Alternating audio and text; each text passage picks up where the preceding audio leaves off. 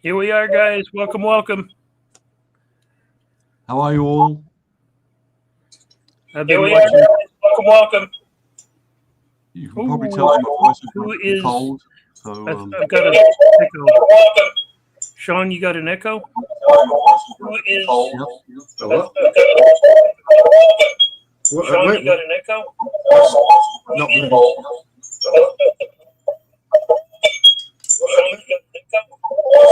I've just turned my mic on. I don't know where that's coming from. I've just turned my mic on. It's not my mic. Oh, there we go. It seems to it is Sean. So Sean, you got something running in the background, or you have a window open with YouTube. It could be your headphones, if you've got your headphones still plugged in.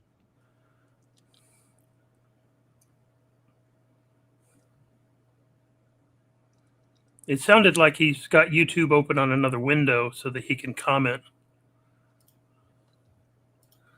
All right, let's see if that did it.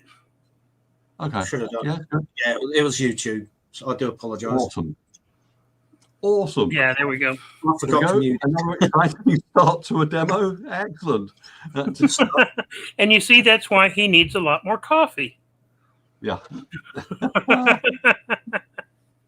So, shall I just give a quick rundown of features? So just a couple of things. I think because I'm not particularly well, we're not necessarily going to be showing quite as much as we'd originally planned on, but we're going to show obviously some of the missing features, some updated things, and a bit more in depth on Ocean and Motor Rig, and a few bits and bobs. Okay, so that's where we have things to communicate, but it's not necessarily the best laid plans of mice and men seem to go out the window at the last minute. So shall I give a quick rundown of things that are going to be in 26, Juice, or do you want to do that, or shall I do that? What do you want? Well, you do what you feel. Okay. So new tools coming. Obviously, Fracture is coming. We showed True Fillet, I think, on demo 1. Mm-hmm. SDF is we've shown a bit on that, and I don't think we're showing a demo of that this week, but we've shown demos of that, a little bit of that already. That's going to be amazing. The GLTF, obviously, we've already you've got an iteration of that already. Ripper 2 is coming. We're definitely showing a bit of that. Open Color IO, obviously Ocean. There's a boat controller. We're not showing that today, but it's getting better all the time. We're getting close to that. Motor Rig. We're going to show. Hopefully, I might be dropping you in it, Sean. But are we showing a full how to rig and not how to rig, but putting it together live? Just I'll go from front to end. Right, okay. And Chronosculpt, we showed the interface last week, but that's coming. That's Chronosculpt 2026. USD. I think I've mentioned True Fillet already. And there's some more things that Juice are going to mention at the end of the thing of other things we're doing as well, which you can mention those now if you want. It's up to you, or later, whatever. Well, it's one of those things that I love how it plays out, because it absolutely worked beautifully. How you make mention of the one thing that we haven't talked about because it isn't ready necessarily to show yet. But yes, everyone caught the word fracture and I see they're kind of losing their mind in the chat.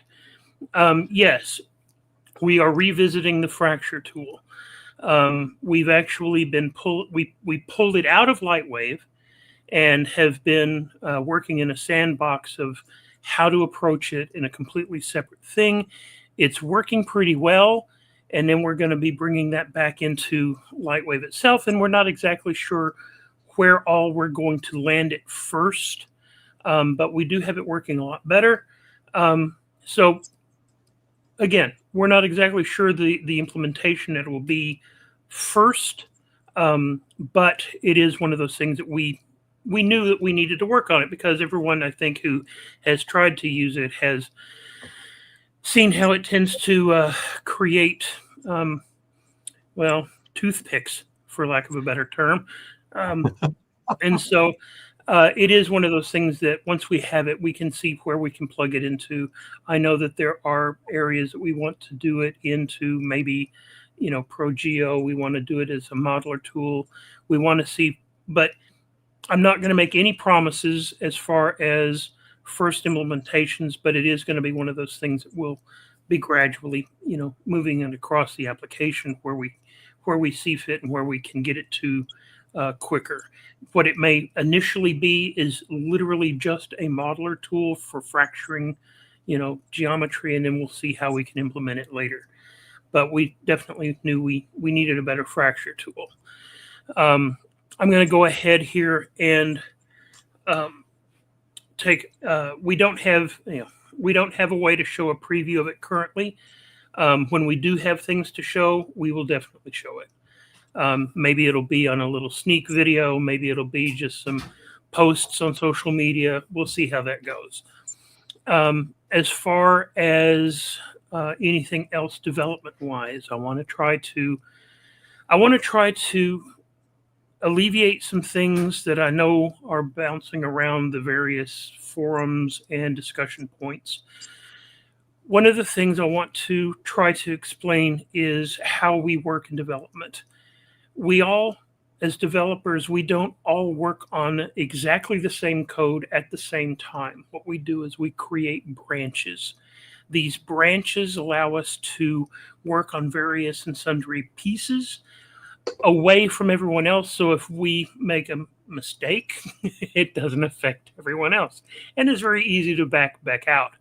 So with that as a description, I want to say that we have a branch that is currently working in Qt 6. If you want to go with the way we, have, it's either Qt 6 or it's Qt 6. I'm going to go Qt 6.7, but it's one of those things that we have that working. It's really for internal use only, and for really trying to open up our development and to try to unshackle our developers so that they can see what we can do in implementing new bits safely and away from everything else, so that we can then roll these in as we get things working. But we currently have a branch running Qt 6. This also is that same branch that, it facilitates Linux. So, read that as it is. Again, currently it's development only. It's not even ready for beta testing, but it's just so that the developers have things that they can work from. This also brings to mind to make mention of the, I had the term and then I lost it. It's the instruction sets. There we go. We ran into the instruction sets when we first rolled out Ripper, because we had rolled out a version of Ripper that worked great and it was all wonderful until it hit beta. And then we discovered, not everyone is running 30x cards or 40x cards. We have people that are still running 900 cards, people that are still running 1,000 cards. And so that's where we discovered, it's because we're using this particular instruction set as a minimum that we have to put in a check that we have, to check and make sure, does this machine have everything necessary? So we are working on, again, as made mention in the chat there, compiler options for various architectures. That's what we're looking into. We're looking into where the quickest bang for the buck, where everyone's going to expect it. Where can we get, really good improvements simply by changing over a base minimum instruction set? Areas like the renderer, areas like memory allocation, so this could affect the size of data sets, the manipulation of data sets, but it's also going to mean that we're not going to be as loosey-goosey with the specs for a computer to run LightWave. So it is one of those things that, you know, we're gonna kind of have to get a little strict in certain things. I'm gonna go ahead, and I know that this has been, I think it's by the same guy every week. Particles 2.0. I will say, internally, we have a Particles 2.0. It's not ready for beta yet. It's still in development. When will it release? What will its feature set be? We have a number of things, you know, that has been demoed to us. We have a number of things that we can, you know, that we have seen and looked at and said, hey, that's pretty cool. But it's not ready for any kind of consumption yet. So we'll see how that plays out. We'll see where the timing lands. But I will say that we're working on a number of things on the back end that don't necessarily make a wham bam amazing demo.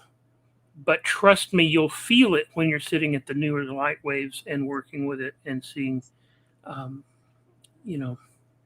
Well, just a quick chip in on the QT6.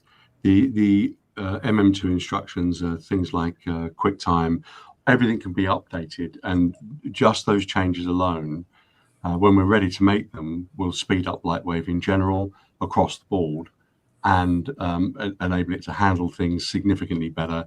And that was, you know, a large portion, I think, for the last year we've been saying to everybody, at some point we're going to have to, you know, pull the plug on complete backward compatibility, which is what we've always had so far.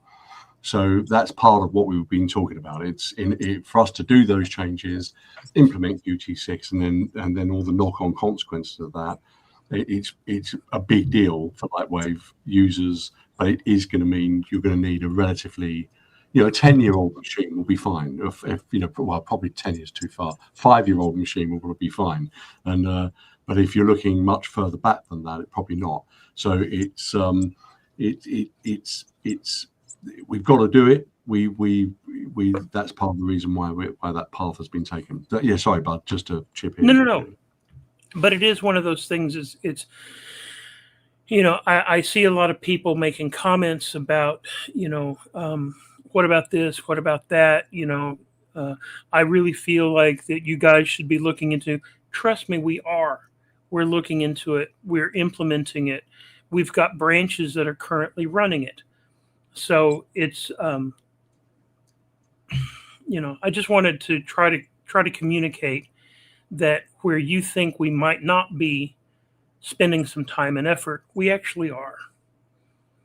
Yeah, I mean, with regards to the Mac question, with regards to Ripper and Flow, the both of those were NVIDIA specific, and that may mean that some of that is not going to be compatible. However, we are looking at fluid systems for both parts and have been the last 6 months or so. So some of that stuff will be able to come across to the Mac, some of it won't, but we are looking at that stuff. So yeah. Okay, so and yes, I'll go ahead and I'll highlight this.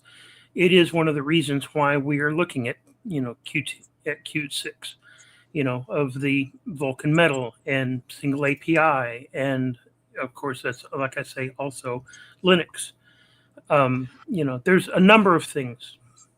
So can I just mention something on the Vulkan side, which is just a thing to mention. I think we mentioned this on a previous demo, that we've been on a sort of open, not an open forum, sort of closed forum group for NVIDIA with loads of the other developers, and all of them were still working on when they were going to put Vulkan in, and more interested in making sure they get the latest versions of QuickTime updated, which was a surprise to us. We thought they'd be ahead of that, and they're not.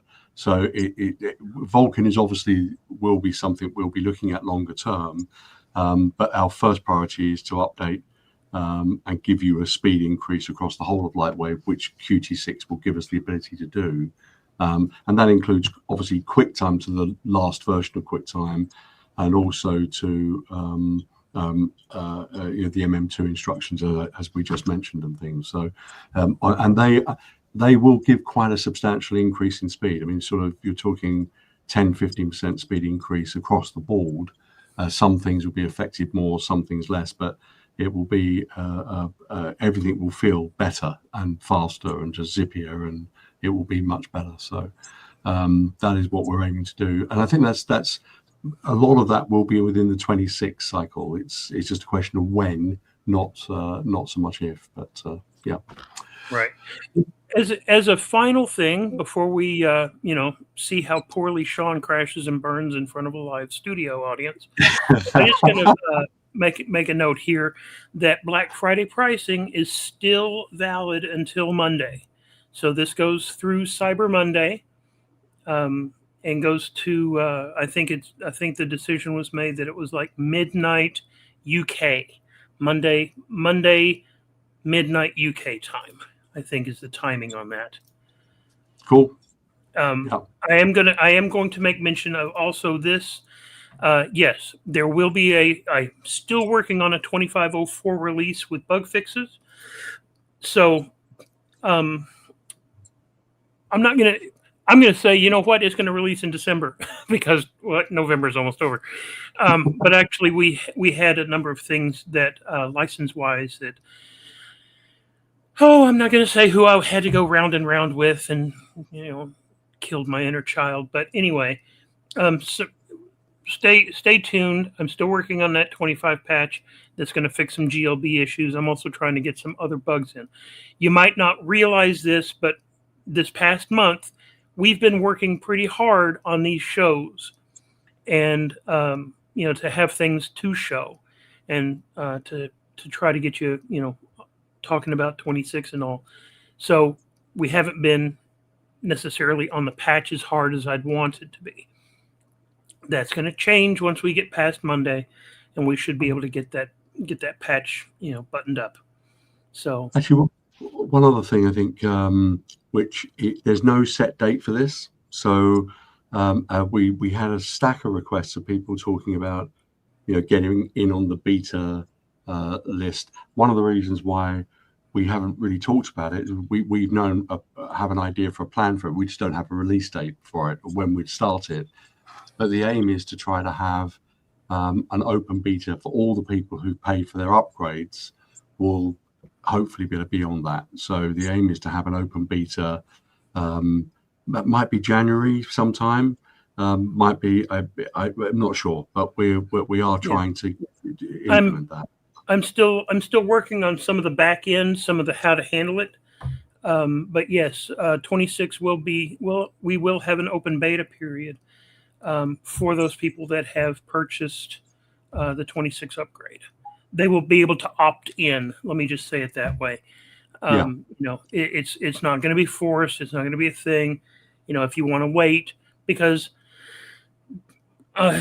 anyone who has never worked with beta software, it can be like working around a minefield. It's not for everybody. So we'll just, kind of leave it at that. But yes, we will be doing an open beta of LightWave 2026. And just a last thing on the updating. Obviously, remember, any previous version of LightWave means any. Right. Good grief. Any. I will say this. It made me. It actually. It warmed the cockles of my heart. Someone actually said, "I have LightWave Inspire. Does that qualify?" And it's like, you know what? I'm gonna give you a pass on that. I'm going to give you a pass on that because that might not be considered LightWave. That was Inspire. So I remember Inspire. So that, absolutely. So I got him all hooked up. I was like, wow, Inspire. I remember that. No, as far as this, Shabazi, good point here. I'm working on a methodology for how to handle bug reporting for open beta. And one of that particular thing is kind of why, give me a little bit more time before we can roll that out so that I can make sure that it works happy. Just saying, beta builds of 2016 No. No. Let's just know. So, with that, Sean, you got No. anything fun to show? Yeah, I might as well start with the wagon first. How do I share a screen? It's there, isn't it? Yep. What you do is you submit to sharing a screen, and then I grant you access to that, and then I move us out of the way. And remember, share the full screen. Don't share a window. Yeah. Yep, there we go. And there we go. I'll add that to the stage. Look at that, and I'll even get us out of the way there. Love the background image. I'm Pickle Rick. Right, That's literally how I'm feeling at the moment, that little creature. Anyway. Right. So, 8-wheeler. And yeah, I'll quickly just go over the scene actually. Everything's been labeled. So you got left wheel, front, or sorry, front left wheel, front right wheel, blah, blah, blah. So it knows, the plugin will be able to find those wheels for you. Same with ground, it's got ground in the name. So when you finally run the plugin, it'll autofill, which will save a bit of time. You don't need to do that. You can do it by hand. But anyway, since this is an 8-wheeler, I need to add extra wheels. I know these ones here at the front, so I'll just add those as steering. And those ones as just extra wheels. And okay on that. And that's actually now ready to rig. So it's that quick, providing you named your assets correctly. And yep, just rig away. Right, you notice it moved back. That's where my path starts. When I say path, let's minimize that. I've got this little motion path. Yeah, oh, let's lock onto it. Right, I've not worried about the speed. It just goes, and that's a terrible demo, isn't it? Let's zoom out a bit and put it in bounding box. Where are we? Yeah, as you can see, it's, you know, if you can make out the keyframes, you know, they're just randomly placed. It's sort of, I was just after the path. Like there, you can see that, you know, the keyframes are tied together, then it speeds up. Obviously, you don't want your vehicle doing that. So over here, we got bake motion. So we select that. Actually, just bring it back to textures so you can see the link again. Zoom in. Right. Oh, that was the wrong button. Close that. Anyway, this side of it resamples that motion path so it runs at a constant speed. You've got an option here, which I'm not going to bother with at the moment, but this will speed it up and slow it down on turns for you. In fact, I'll click on the panel anyway, and it's got a ton of options there which you can adjust till you're happy, but I'm not going to run that. Anyway, you resample the path, and what it's done is it's resampled that really bad motion path, which was 200 frames long to 500 frames running at a constant speed. So if I now click on that one, so we're on the front of the vehicle, if I now play that, as you can see, the vehicle's now traveling constant speed, no dynamics or anything, it's just moving. This is a preview mode. You probably notice the camber on the wheels are not working, and I probably have little things that don't quite work. Why have I lost my mouse? There it is. So yeah, that's playing in real time. Then it's on to the fancy side, speed control. Right, so yeah, I've just adjusted the tension curve to 1, so you know we'll start off slow. We'll go forward a few frames. As you notice, it's no longer moving now because as soon as I've touched this, it's put a keyframe in there.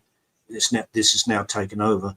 So if I now dial this up, we'll go up to about, yeah, say 30 miles an hour. So now the vehicle will accelerate from 0 to 30. Oh, and again, ignore the spinning wheels. They will spin forwards when you're going backwards. It's just, you know, preview mode still. And yeah, what you can do is say about here, before it reaches this another bumpy bit, just drop another keyframe, forward a few frames, and then drag this down to 0. So we pause, and you probably notice the car moved back, because it's like, I don't know if you're familiar with spline control. If you adjust any keyframes, then things tend to slide around and appear in different times. It pretty much the same sort of principle, really. Anyway, go forward a few frames. We'll hold about there, drop another key, and then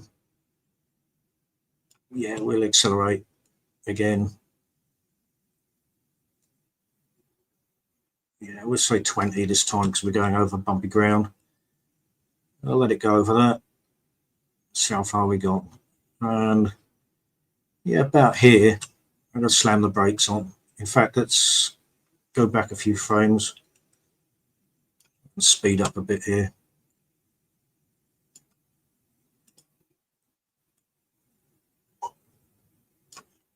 And then finish it sort of there, and whoops, somewhere there, slam the brakes on. So now when I preview that,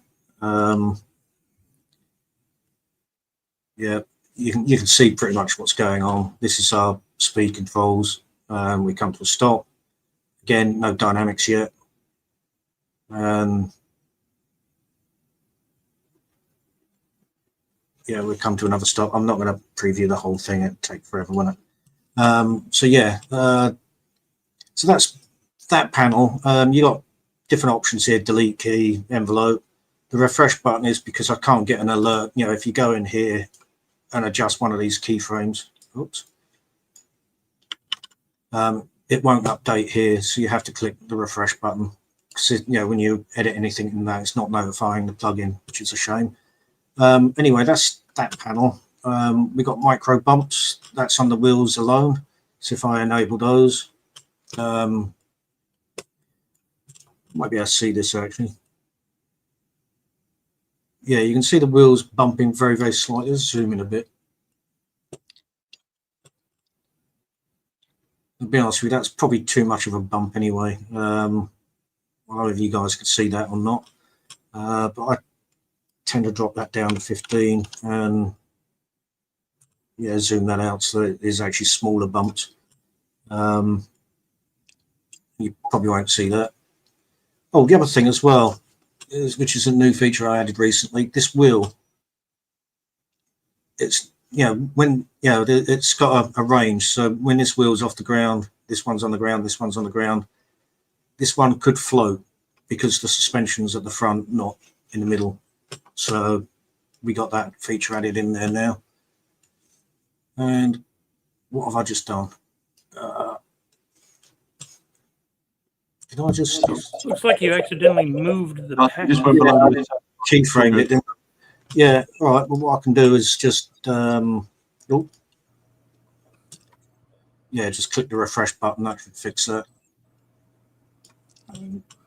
Yeah, I must have dragged the keyframe. That's fine now. And anyway, that's micro bumps. Then we go on to the baking side. This bakes all the IK and all that stuff that's actually driving that rig. It's a bit slow, so I'll click it now and sit here in silence. I have to say, amazing. That's.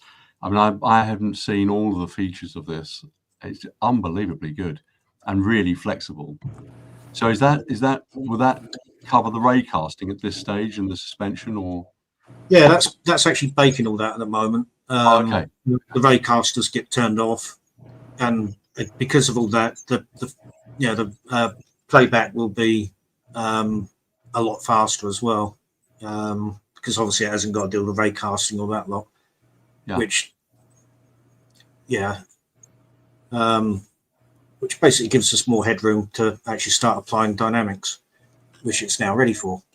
If I go back here and play that, that's all now baked, and the camber and the wheels should be correct as well, and no dynamics yet. So for this, let's do the SUV truck. You got basically loads of different car types here, so you haven't got to worry about figuring all this lot out.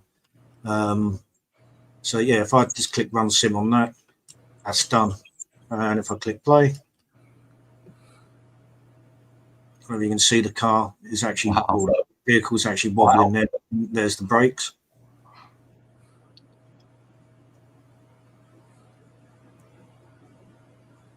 Unbelievable. Brake there as well. There we go. And we can exaggerate that by using the horse and cart. That's always fun. Done. And click the play button. As you can see now, that's very, very wobbly. It doesn't settle. But yeah, you've got full control over all these dynamics here. It's up to you whether you want to use them or not. You've got different shock types. So actually, horse and cart's probably a leaf spring, isn't it? So if I run that, it's probably going to be a hell of a lot more bouncier. Yeah. I love that. I'd actually like to animate it like that. That's fantastic. Yeah, they'd be very sick in there, I think. They would, wouldn't they? Well, They that's would. the British military right now. Anyway, With one of them. probably want off-road for that one. And yeah, probably oil. So yeah, run that, and that should now just be how it should be. Yeah, there are other options as well. If you're going fast around the corner, obviously the vehicle's going to lean. You've got sensitivity controls for that there. In fact, let's exaggerate that. It'll probably go, yeah, you just see that car just tip a bit there. And as it goes around that corner, it'll lean. So yeah, you can, well, it's doing a funny lean. All right, it's doing a funny lean there as well. But No, that's great. yeah, it's all there. And when you're happy with that and you want to export it, say, to Unreal Engine or anything like that, there's a bake sim, and that will bake the whole lot down, and then you can just export it as an FBX without any worries. And the other cool thing, yep. Sorry. I know, only as a favour, would you just mind showing the car presets again and then the shock presets? Just leave it up on screen a bit so the guys can see it. Yeah. So if you look there, there's American muscle car, horse and cart, race car, Formula One, Mini Cooper. I mean, there's all. It's great, and certainly if you think of those as starting points for something you might have a very specific type of vehicle, you'd be able to use one of those and then adjust a few elements to refine it. And yeah, amazing. And then the shock one. Yeah. Basically, gas, air, leaf spring. Yeah, coil over. Not even sure what that is. And then you got these other things as well. But yeah, it's. Oh, the other bonus as well. If you're not happy with that and you want to change your path, everything could be unbaked, so we can go all the way back to the beginning. Where is it? Oh no, you don't have to unbake that one. But you know, say for example, you're not happy with that path, you can basically find out where the diagonal is. There it is. So for example, yeah, I'm going to probably ruin this here. You're going to, want it to take a new path, just resample, and that should now follow. Whoops, that didn't reset, did it? Well, that's interesting. Okay, I found a little bug. It's always the way. It's always going to be the case. Yeah, but yeah, you should be able to go back, redo the path as well, and then you can go all the way back here and take it all the way back to the beginning before you rig the vehicle. So everything's undoable. So if the rig starts misbehaving, you can go all the way back here and fix it. So yeah, it is. Now I forgot the wheels. That was stupid. Those 4 wheels I forgot. So let's undo it. Quickly add those again. And re-rig. it doesn't actually undo everything. So if you go back in here, this motion path is still intact. So if I now resample that, and it's still jumping forward. Okay, I'm gonna have to find out why it's doing that. It should have started back here. But yeah, that's basically that. I mean, it's so close to done, Sean. It's fantastic, bud. Love that. Yeah, there's going to be little quirks here and there. You're going to, maths gets tripped up every now and then. So having the undo system can bring it back. As for that resample, I'm not sure why that suddenly decided to start somewhere else, but I will fix that. I think there's a number of things that people have asked is like that really honestly can be explained away by saying this is still alpha. This isn't even a full, 1.0. Things like going from micro bumps to no micro bumps, so that you could say go from gravel to smooth, need, T's and E's everywhere, essentially. And, all of it is things of needing just, a little bit more feedback, a little bit more time. But what is there currently is truly a useful tool. I do want to call out. Someone actually made mention of real motion. I used to use real motion all the time, and as far as I'm concerned, this is more usable than real motion. Real motion, for those of you who don't know, it essentially was a game engine. You set up your vehicle and then you drove it around with the mouse and keyboard. So you didn't have a path. You had to drive the vehicle. And it's just one of those things that actually being able to drive, being able to set your path is, for me, a lot more useful. Questions here about multiple vehicles, multiple rigs. Yeah, at the moment, it's just a single rig. Maybe later down the line could add. I mean, because the idea is that you're animating your hero vehicle, and the cool thing is you can basically name the vehicle at the front here, so you can use load from scene once you've cooked it. I've done a scene for Andy where I've got one vehicle driving down the road and another one cutting across.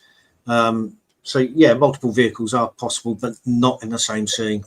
Not at the moment. So, at the moment, it's just, the interface ain't big enough for a start. It's looking for one car and one car only. So, it's just for single vehicles at the moment.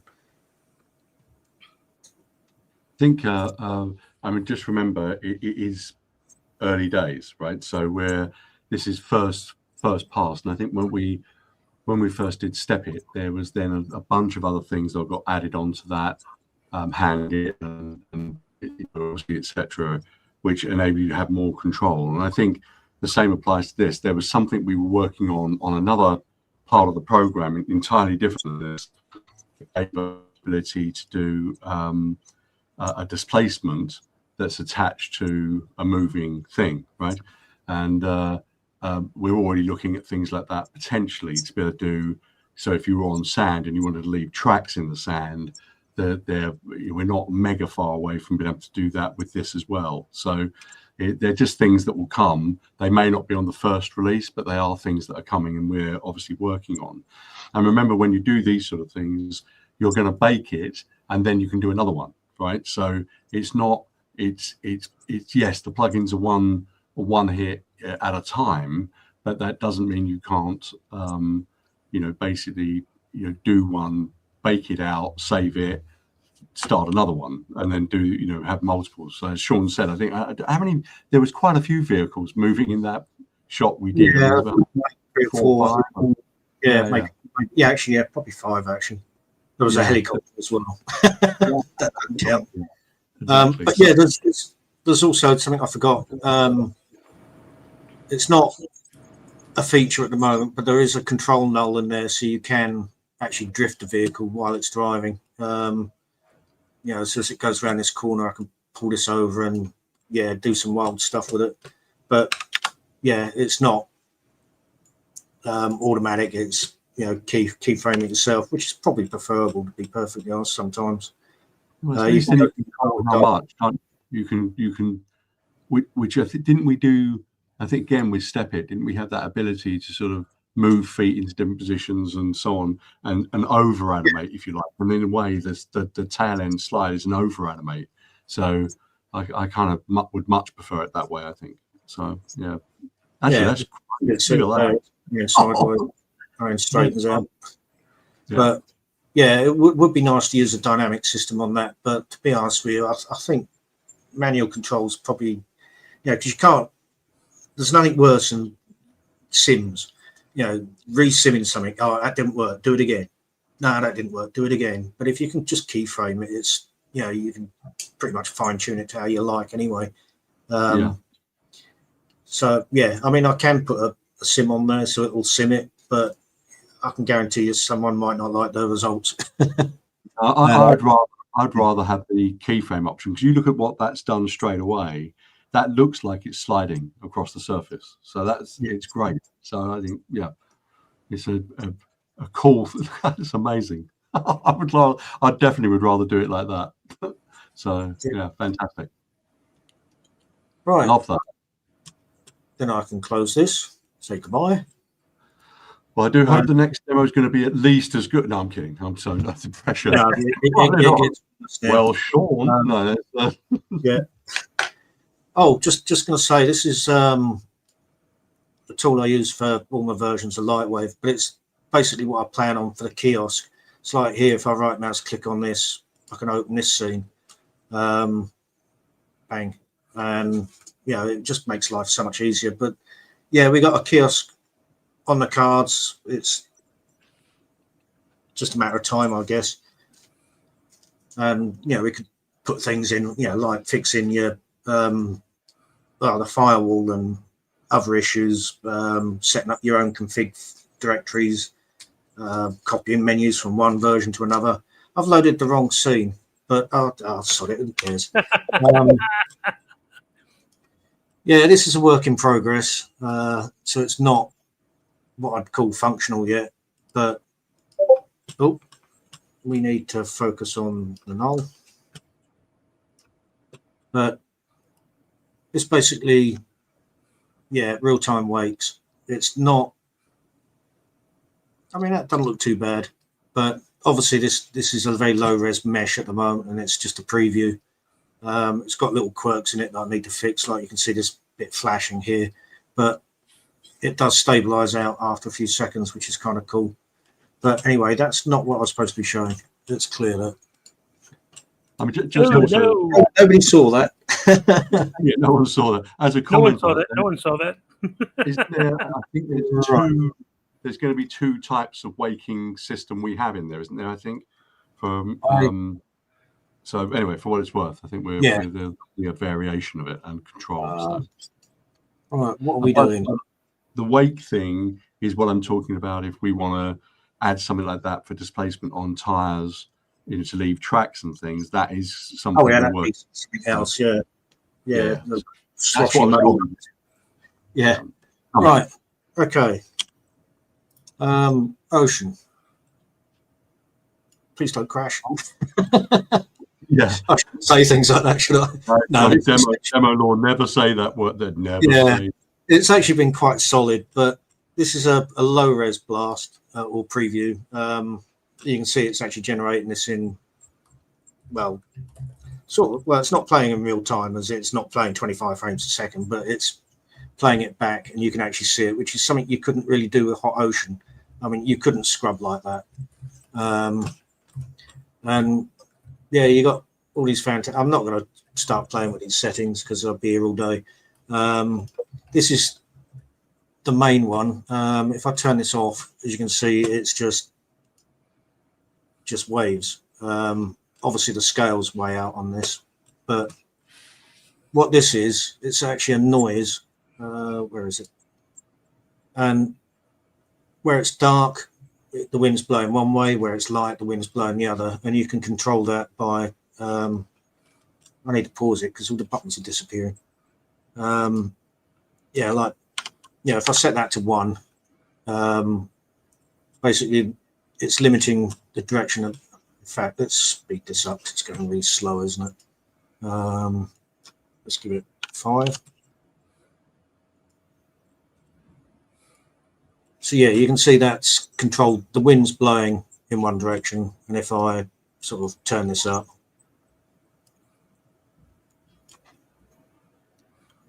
maybe 360, you now got a very random water, whether you can't see a wind direction. It's sort of, and obviously the bigger this tile is, you're not going to see repeating patterns because of this random noise.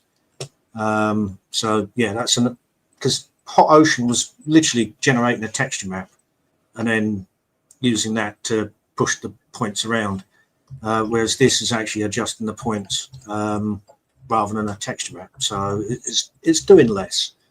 The other thing as well, you got the different spectrums as well that tend to have different noises. And then John Swap, which is probably the one you'd probably use the most for, heavy water and stuff like that. That's basically a big ocean thing. Yeah, look, there's foam. I'll show that. There you go, sneak peek. That's all you're going to see. It's got its own MDD cache, which does actually work, which I can actually show you as well. Where is it? Yeah, this is actually a very high-res mesh. I can show you that detail.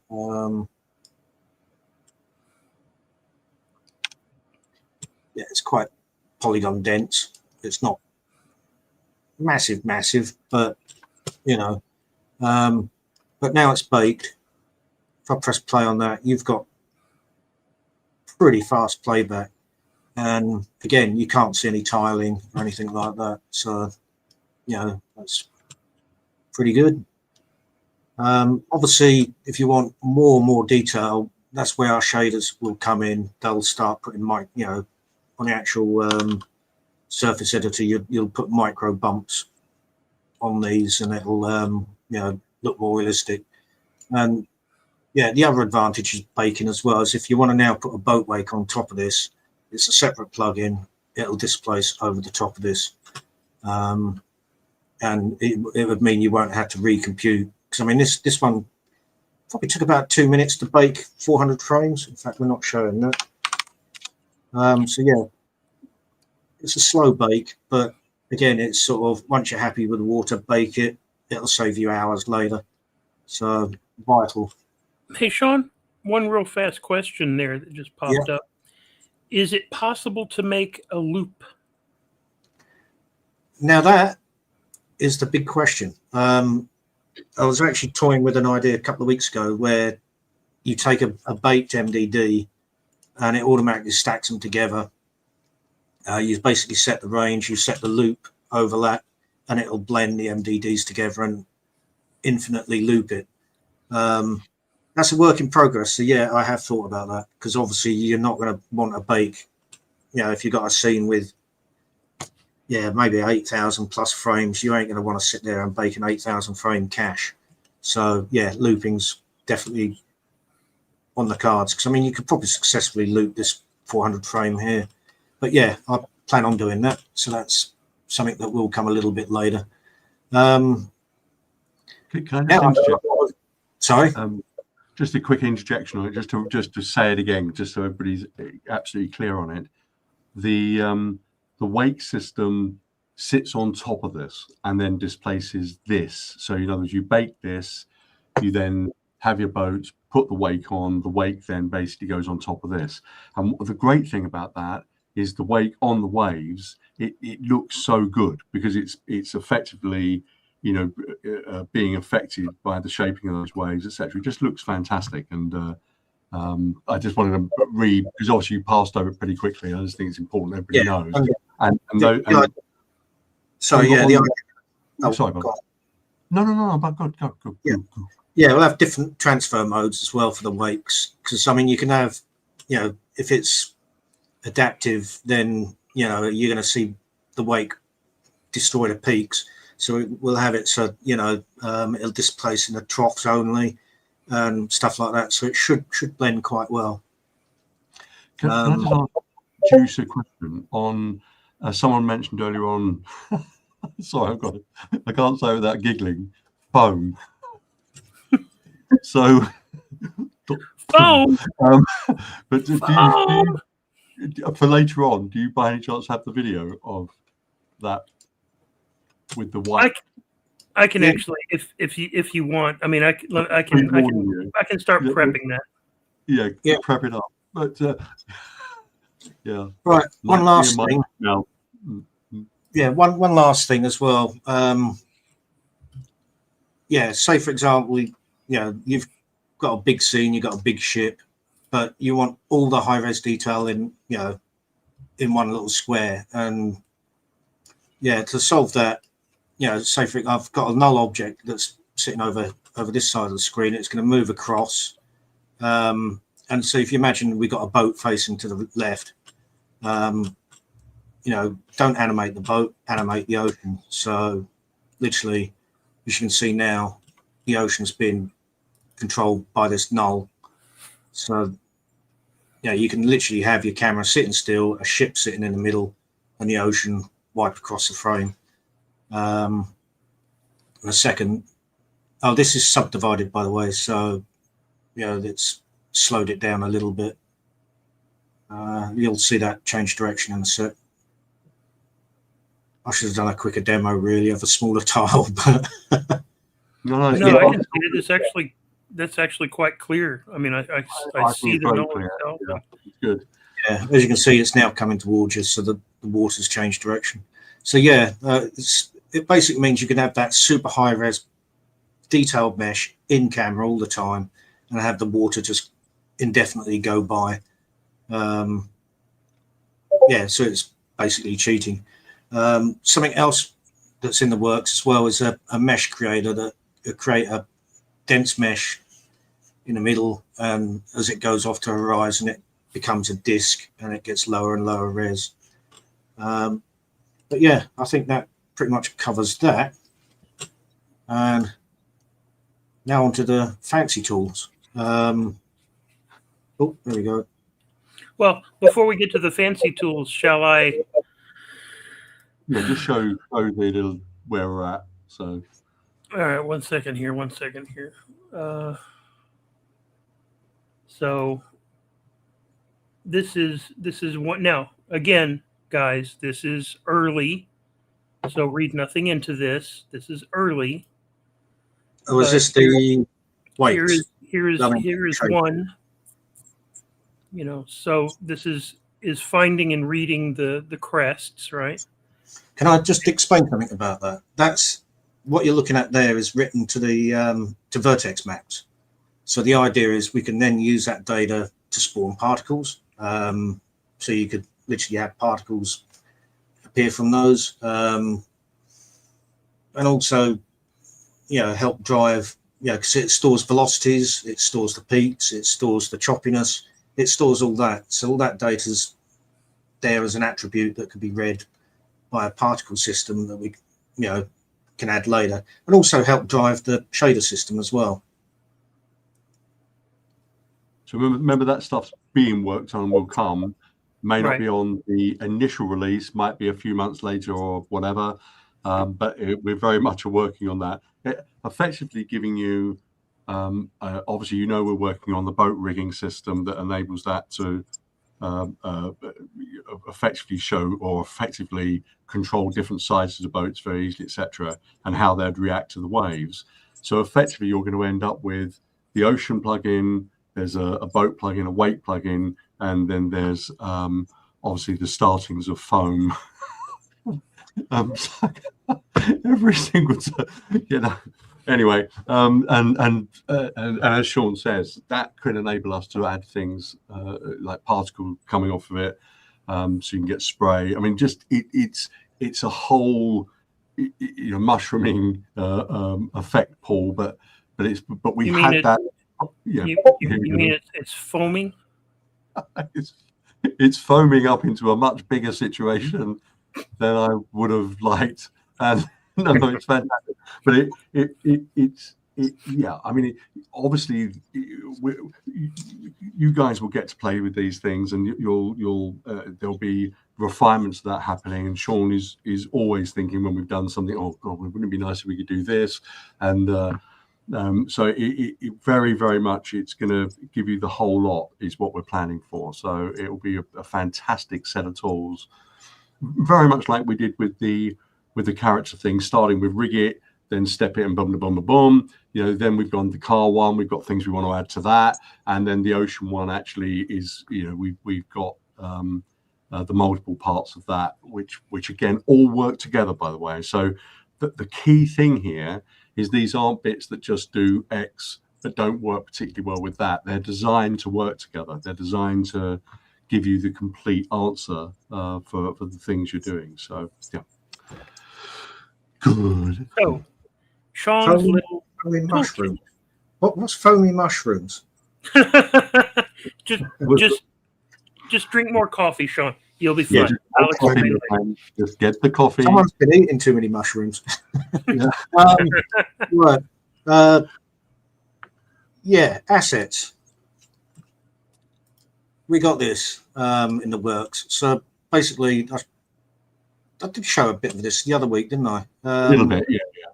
Yeah. But anyway, to go one step further, I've added some new menus. If you're familiar with Megascans, if I jump on here, that's basically my Megascan collection, or some of them. So, if I want to send this to LightWave, hang on, I need to sync first. So we got a port number up here, and that's now in sync. And I need to actually open a second layout because that's Houdini, idiot. Sorry, Houdini's about to start. I do apologise. Good on a live demo, but no, I'm kidding. It's all good. Yeah, now I'm launching Houdini. Right. Anyway, so I've got a second instance of layout, which I'm going to minimize. I'm not worried about seeing that, and we don't need to see that either. That's there because I'm working on the bridge tool. I didn't say that either. Right. So say, for example, the problem with the kit surface tool, if you've got a scene already loaded, like just load the wagon. Anyway, I'll let that load in the back. Yeah, there we go. So if I got that scene and I want to bring some assets in from here, the big problem is as you probably well know, if you use that Megascan converter, it'll clear the scene. So what I'm going to do is I'm refresh that again. I forgot. Why ain't that seeing that? There we go. Now I'm synced to this layout. It's going to leave this one well alone. So what I can do now is I want a rock. So I'll double click on this, pick all the settings, send a layout, and what it'll do is it'll surface it and do all its stuff. I think that's done now. Yep. And here's the clever bit. If I go back to here, go to LD presets and open up the model library, Megascans, it's added it to a preset. So now I can switch to the layout that I'm actually editing, which is this one. Double click on this. No, not double click. That was the other one. Right mouse click, send to layout. And there's my rock. All the textures. That could be in a complete different scene, everything. Moving on, surfaces. Right. Oh, that's scene editor. So say, for example, I want to replace this cloth. Again, go back to this browser. I'm all the way back here. Oh, no, I don't need to do that, do I? Megascans. I'm going to be adding different library types. It just depends on whether they can display thumbs. So anyway, surface. So let's pick a surface. And we're just checking I'm synced to the right layout. Yeah, let's go for this one. So if I double click on this, select 2K, send a layout, it'll now list all the surfaces and objects in that scene, and it's showing us that I've actually got that it's in perfect sync. So I've selected cloth, and cloth is selected here as well. So if I now click apply to surfaces, give it a few seconds while it loads.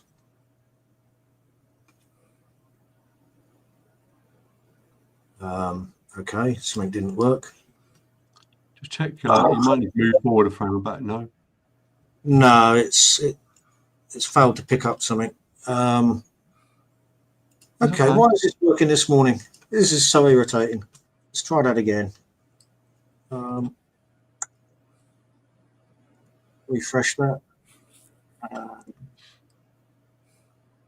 Might be worth closing the LightWave and opening the LightWave again, Bud. No, that won't be that, because Okay. it has synced, but no,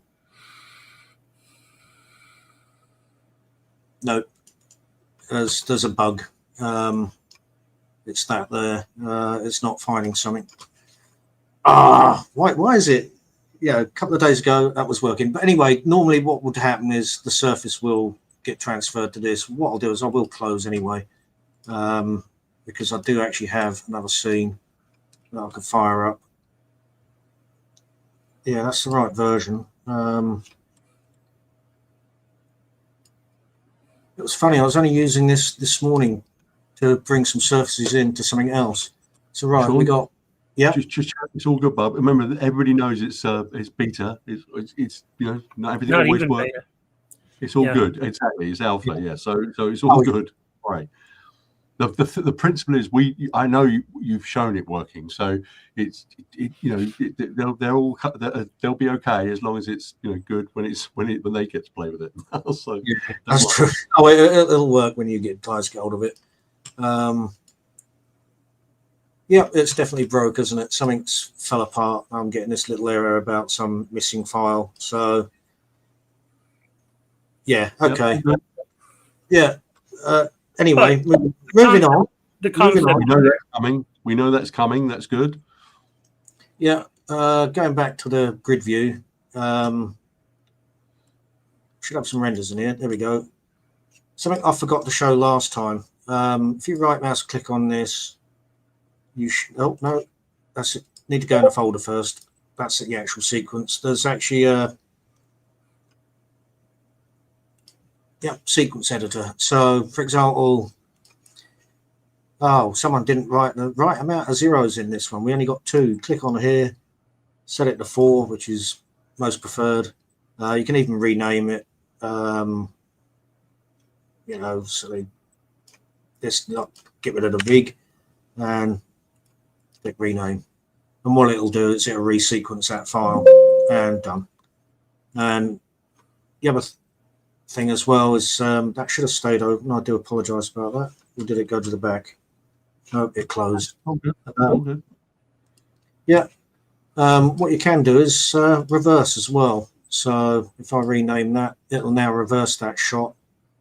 And for some bizarre reason, it's giving it some extra zeros. I think it's just added them, isn't it? I'm going to write this one down because that's an easy fix. But yeah, now if I play that will actually be that shot in reverse, which is kind of hard to see because it isn't really many frames. But that brings me on to this bit as well. That actually has an alpha, so you can preview your alphas. Going back to this clip, we can actually export this with an alpha. So if I start export, this is basically ProRes export. What you have to do, you'll have to download the libraries yourself and install that, and basically in the setup here, point it to your external apps, and it's that FF MPEG thing which is there. So you need to download and just point it to the exe file and it'll work. And over here is our movie file And I forgot to turn the alpha on, but never mind. It will export with an alpha. So yeah, Cool thing though. There's a playback capability, so you can just quickly view stuff. So you don't have to get third-party viewers. You don't have to get a resequencing program. You don't have to get, it's all in one place. Will do all the things you want to do and adjust those reverse frames. Whatever you need to have done. It's amazing. All those bits and pieces that you typically might have 15 different places to go is all now right in one little one-stop shop kind of deal. What I didn't show as well is obviously on the presets, because it's synced to layout. You've got all the hard-coded presets as well, so you can browse all these, send that to LightWave, and open it in VPR. Bang. There's also, you can combine them. What I mean by that is if I want to bring this one in to that scene, you got a merge scene, which will bring up load from scene. Click OK. Okay, I didn't create that preset, so I don't know why it's looking for an effects emitter. Another one. But yeah, it should. You should be able to, merge scenes, do all sorts of weird stuff. It's not synced to Modeler yet. That's on the cards. Because you can also, go back to this mode, and I can send this object to layout as well. It's supposed to be an asset tool. The other thing should be other folders. Select a group of objects, and then you can add them to a zip file. Same with all the images and all that stuff. I'm going around in circles here. Sorry. Mega scans. LE presets. Even you can select a group of those, add them to a zip. It'll automatically rename them so that it makes sense, and you can share them with another user. You can actually import from here as well, so you can import somebody else's presets. Basically, it's going to make sending scenes and presets and all that amongst users a lot easier. Someone mentioned earlier on about 3D Coat. Have you any thoughts on that? Yes, 3D Coat won't be in here. That'll be on the. Actually, let's bring that up. Not sure whether this is the latest version. Actually, it probably is because it didn't work. But yeah, there'll be a new preset menu on here. 3D coats. You point it at, select, make sure it's just your object and scene. Select the surfaces, and it'll basically resurface your object. But that's again a work in progress. There's still absolutely It's obviously I don't think they use displacement. They probably use some other name. They might use height map. But I've got to research that library a bit more. But it does work, and it will work in the end. So I think that's me done, dusted, and someone else can do all the talking. No, that's really good. And just to really cover that stuff again, it is all the niggling things that you normally, as Juice just said, have to cover 15 things for. But it's also things like getting 3D coat surfaces in to go straight into LightWave. It's the mega scan straight into a LightWave object, etc. It's giving you a much easier path to doing that stuff, rather than the fiddly work. It's automating a load of that stuff, which I think is going to be a massive time saver for people. And then I think Sean's also not on those windows there, but he's also working on an FTP link up system. So we'll have that, I think. Well. Sorry, so basically the way that works is, you send your client or your co-workers a key that, it's got user accounts, so they have certain access to certain drives and all that lot. And basically the idea of that is, as you're rendering one end, it'll be up, you set up a watch folder, it'll watch that folder and start uploading the frames to the FTP automatically as you render. So, and then on the other worker's side, it'll be watching that folder, it'll be downloading those frames to their PC. So it sort of eliminates the sitting waiting, 4 or 5 hours for something to upload that's huge. It'll do it as it works. Yeah. Bit like Dropbox, really, but geared for live. I mean, I can't stress it enough. Basically, for anybody, I mean, I went from having a couple of gig line to a 70 megabyte line, and I was transferring stuff on a 70 megabyte line via WeTransfer isn't a pleasure. I mean, it's about as bad as it gets. And really, when Sean moved me over to the FTP test bed, really stuff for that, it was so fast, so smooth. You're getting the maximum out of that bandwidth, and it's peer to peer. It's just unbelievably a lifesaver for me.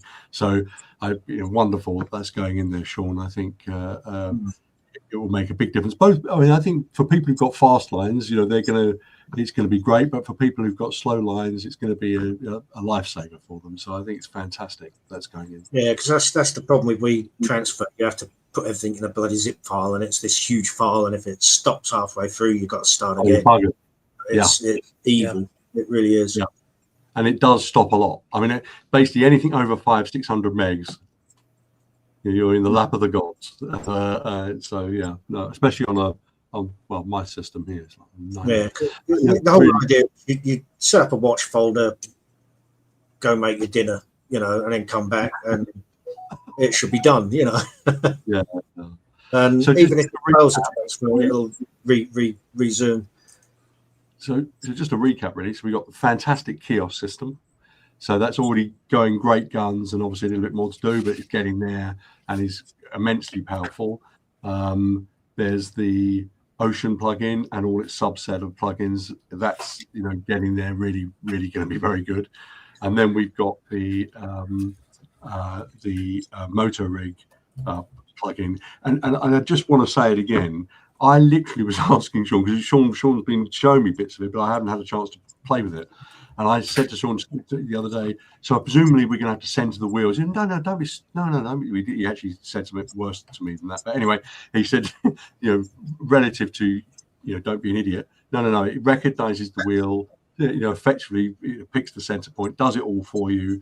It is stupidly easy. And if you've ever used other people's systems, they're not easy, and even if they're relatively easy, they're not reliable. They break and they bust after you've been using them. These systems that Sean's putting together are really robust. They'll like every system, there will be limitations, there'll be things that we'll add later and so on, but they are so easy to use, and the idea is to give you a massive advantage over other people who don't have that system. So it's kind of, amazed at what you've done there. So now it's Juice's turn, and I'm just going to say, Juice, boy, buddy, you should have gone first. No, yeah. What are you saying, man? Yeah. Yeah. I know where you do.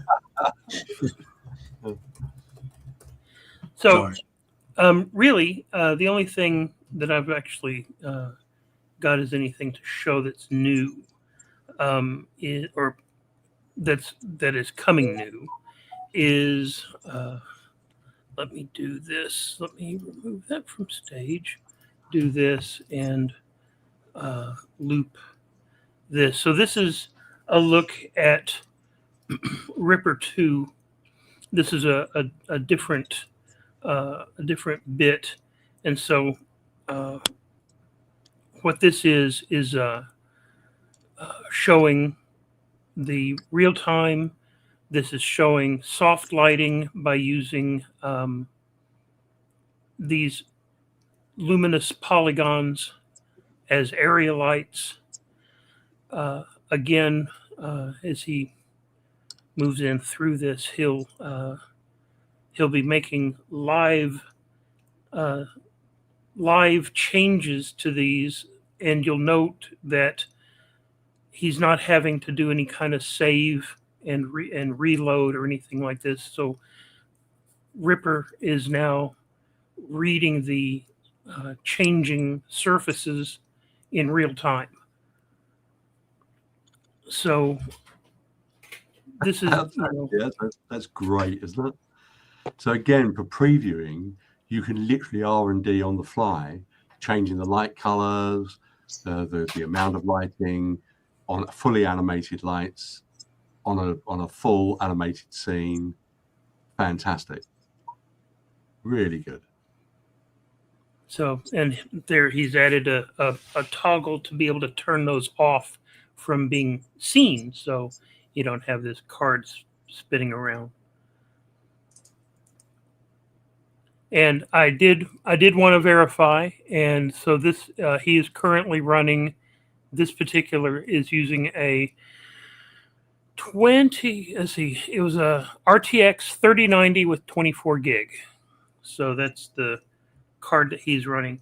And yes, it does show deformations and bones. It does work with all that. And normal maps. Yes, and normal maps. And so. Gonna need a bigger boat. Gonna need a bigger boat, yeah. So. Yeah, it is fantastic, and it's obviously we're doing an iterative upgrades on this, and there was through the 25 cycle, and there will be through the 26 cycle. This will be added to. Actually, someone mentioned earlier on also advanced placement, and that is something obviously he's been actually ironically working on just before updating this, so that is coming at some point. We'll have that in there. That was the depth of field. I was going to say it's gone out of focus. Yeah. Well, that was I was just rubbing my glasses. God, mate, that's fantastic. That is good, isn't it? There's the whole thing live. Jesus. Deformations actually work in Ripper currently. So, I mean, it's not, that's not new in Ripper 2. So that is that. And again, that's actually huge. And for anybody doing previs and that kind of stuff, where you want to put some of these scenes together really quickly, even if you're going to do a rendered pass version, you can do it live with the client and get really good results very, very quickly. And that was the design. I mean, that was, that's the, the idea is not that Ripper is a full-on final render. It's more for, preview. Yeah, and it does it really well. And and again, by the way, it's handling more faster everything since the last version. He's more heavily optimized, slightly newer versions of the technology going in, and big advances on other areas of the technology, and still super fast, and obviously leveraging those graphic cards fully. So that's pretty We good. Kind of called it, we called it Ripper 2 because it added some features, and so it's not necessarily a point. It's it has new features in it. It does the luminous. It does the and Ripper comes from real-time interactive preview renderer. RIPR. Ripper. Yeah. So. And I think the only reason we did it with a capital R, was it small I? Small I, yeah. PR is simply because it looked good, but there was no intelligence went behind it other than that looks cool, which is pretty much how we do most of the naming. Is we argue about it for a few days and then go, yeah, it's ocean, or it's whatever. That's the new format I want for the ocean tools. That basically an MDD that also caches attributes, so it's MDA. That's going down so well. Yeah, I would be very surprised if that didn't make that in. No, I see MDA. MDA. We're not going to stop the wacky naming. It's part of our DNA. Yeah. All right. I think that's pretty much That's the thing. Yeah. So I mean, I'll Real just do a quick. quick through the Yeah, whole shebang. and I'll leave this up while you're doing it. Yeah. So but do remember, get those updates in. It's unbelievably worth it. So and obviously there's more yet going to be in there. So there's Fracture. The SDF is going to blow people away. I have to say, when we get to the point where we can show a proper demo of that, it is unbelievable. I've seen it. Juice has seen it. We've all seen it working. It's staggeringly good. But obviously there's a lot of work to get that completely stable. But it's so good because you can literally take an object, push it into another object, and it will cut out in real time or merge in real time, blend, do whatever you want to do. It's just amazing.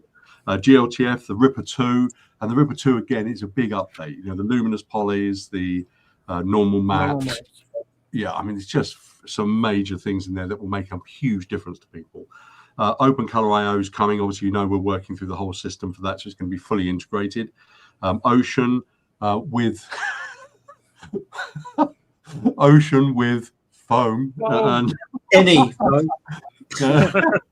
what did I do when I said that? Jesus. Anyway, right. So Ocean, the boat, the wake.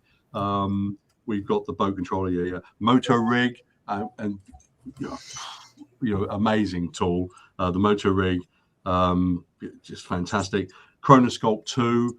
That's coming, obviously, which has the USD in it and the USD. Well, but we're not calling it Chronosculpt 2.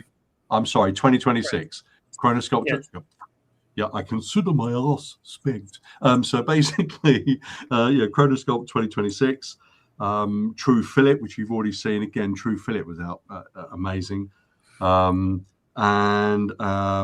Let's see, and obviously open beta will happen. Someone mentioned earlier on, what happens to the open beta. I don't remember actually saying it for 2025, but nonetheless, it might. Well, not for 25. He was misspeaking. 26 is what we're talking about for open beta. I just wanted to be clear. Yeah, it was 26. Just to explain, in order to do an open beta, we've got to have the infrastructure to be able to handle that and a methodology for handling that, because obviously the quantity of bugs coming back will be, much more intensely and so on. So that's one of the reasons why it's not happened before, but it is something that we've got to get right for this. And remember, the only way you can get on that is if you do the updates. Okay, so remember, you can update from any of the previous backward LightWave versions. Any means any, and so that will give you the ability to give you an option to get involved with the beta testing of it as well. So and remember, LightWave, like the previous version, will be doing iterative updates throughout the year, where we'll be adding more of these features. But a lot of the stuff we've shown is going to be in the release version. Some of the bits will be added on a few months later, or at different points throughout the year. But it's a big set of updates on the way. And we are also talking. No, but it's okay. And we're also, the QT6. Hopefully, we'll have knock-ons on the 26 cycle, which enable us to do things like the MM2 and those sort of things as well. So it really is a lot we've got planned going in there, and the release of that is going to be amazing. So get your updates in as quickly as you can. You're running out of time, but get them in. It's well worth it. And part of the reason, by the way, we held it over to the Monday was so that it called everybody's, so that when you get paid at the end of the month, you have the money to do it. So we've kind of, that's why it was an extended time this time.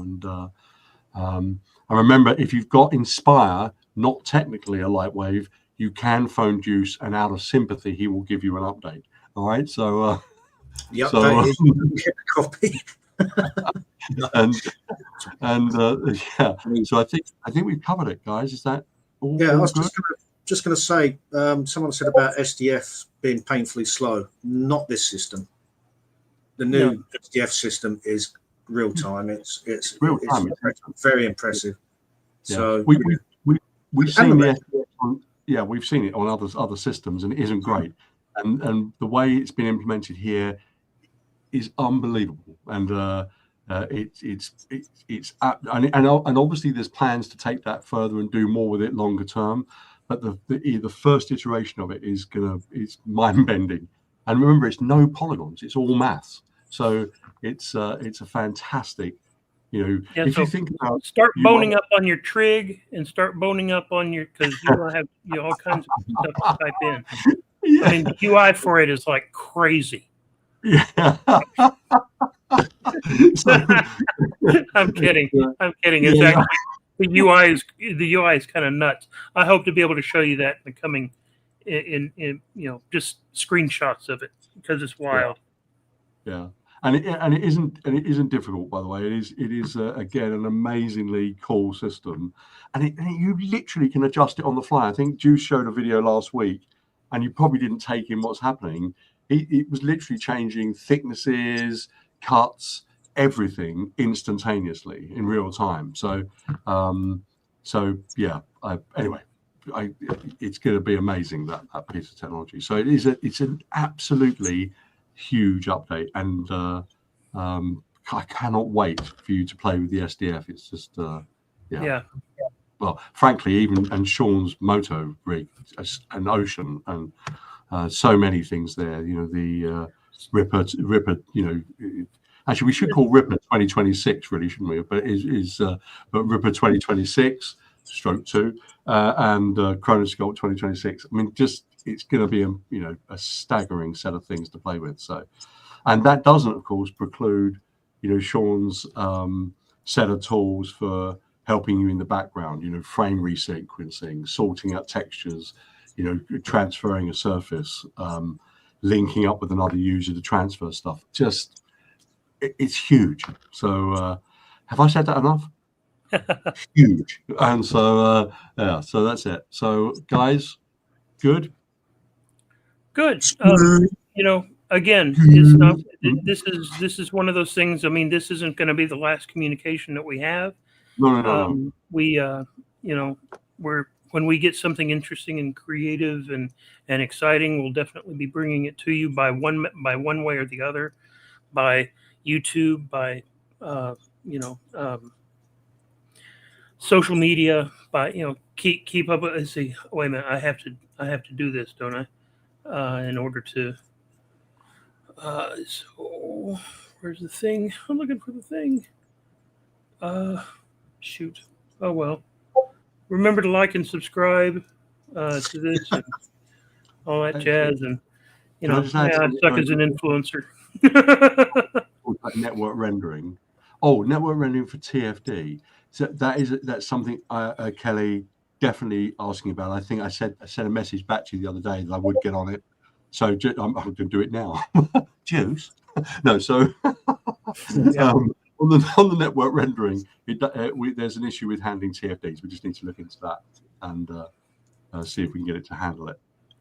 So, yeah. Just thought I'd mention it. So, yeah, there we go. You see, you say it there. I mention it there. Juice will now walk away. Ignore it and ignore it.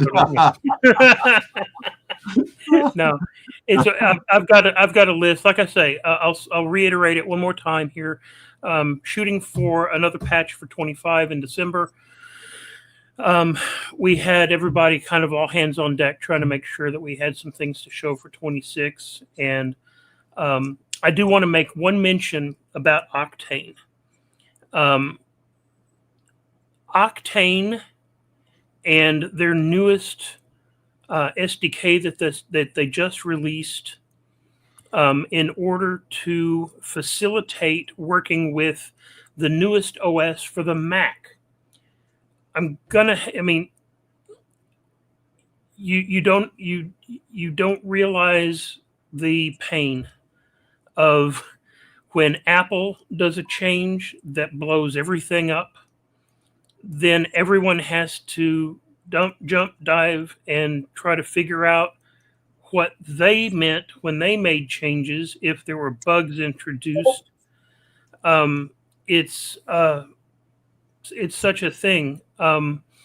We have gotten their newest SDK and we're looking into it because the last SDK that they had didn't work on OS X. It didn't work on the newest, what's the newest, Tahoe? Is that right? Yeah. And so we're just now really getting into it. I don't know when we'll have an update for you on that. But again, it's one of those things that has to, it has to come as we, as we get to it. So it was brought to my attention. I've actually been talking with Otoy. We've gotten everything, from them. So it's just to see what all has broken on our side because of their update. It's the support. It's trying to support a third party from a third party. It's a nightmare. But I hope to have some information for you soon on that. So it's just one of those things. I mean, I've seen it made mention, and we're all. Yeah, no. So I was just going to say we will obviously be updating, the Octane as soon as we get an opportunity. Those guys do an amazing job, by the way, and they do. They're fighting their own battles, which sometimes are so pleased they're doing it, not us. But but they are really good guys, and they support us 100%. And they're lovely to work with, and they're just fantastic. So we obviously will be updating to new features and more new features as time goes on. It's been a particularly difficult 6 months. Nothing to do with Otoy, by the way, or us. But the Mac thing did cause us some real nightmares. Someone mentioned "Say It Like Trump," so I just thought I'd add in that we're now going to call this upgrade MLAGA. I don't just quite work, does it? But make life great again. Yeah, MLAGA. There we go. Well, we had hoped for this to be about a 2-hour thing, and we came in at an hour and a half. So I think we did all right. Yeah. So MLAGA. MLAGA in our dictionary, and we'll. So that will be the next meeting we have. We'll have that on the screen somewhere, undoubtedly. But yep, good. So guys, good chatting with you. I hope everyone had a great holiday. Those that celebrate the past Thanksgiving, and I'm going to go ahead and tell you guys to have a safe and happy holiday season as we are deep into that. Starting in with the December, we're going to have Christmas and we're going to have New Year's. Everyone stay safe. We want to see you next year. I don't want to hear anything bad happening in the community. I want everyone to be here next year, and let's have fun with LightWave. Let's make it a wave in New Year, yeah. Cool. So cool.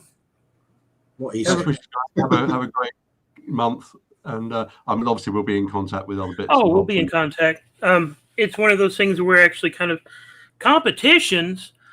What? Do you think we need to have a competition for Christmas? I don't know. It's actually probably too late to do a Christmas one. To be fair, we have been super busy, so we haven't had as much time spent on marketing and certain areas that we normally would. But we will be back on those soon. So I think the problem is I think the update is so big. There's so many parts of it that we're juggling, and so many bits of it we're trying to get to bed and get to a solid state. It has been a really busy period for us, and we've had a lot. We've had a lot happening, and has made things challenging. We'll say a big thank you to all the guys. Yes. Doing the plugins. I mean, everything from construct updates to what Dave's doing under the hood at the moment is just extraordinary. All the guys are just knocking it out the ballpark, and super pleased. Anyway, have a great next few weeks. Enjoy Christmas if we don't get to speak before then, and get your updates in. It's going to be worth it. You're going to love it. So remember, any old version, including Inspire. Including Inspire. I had somebody ask me if Inspire qualified. You know what? Absolutely. Yeah, we get you registered, make sure everything's valid in your account, and you're good to go. Yeah. So, guys, all right, guys, enjoyed it. See you later. Have a good one.